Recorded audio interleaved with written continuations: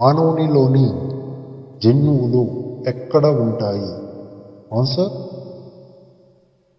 క్రోమోజోములు. And next question, Mendel 1865లో Brunn natural రీసెర్చ్లో ఈ శీర్షికతో తన పత్రాన్ని సమర్పించాడు. ఆన్సర్ సంకరీకరణలో ప్రయోగాలు. అండ్ నెక్స్ట్, సెంట్రోమీటర్ యొక్క స్థానం ఆధారంగా ఏది ఉపయోగం కాదు? ఆన్సర్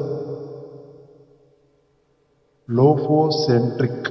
అండ్ నెక్స్ట్, కొవ్వు జీర్ణం కావడానికి అన్నవాహికలోని ఏ అవయవాల ద్వారా స్రవించే రసం ముఖ్యమైన పాత్ర పోషిస్తుంది?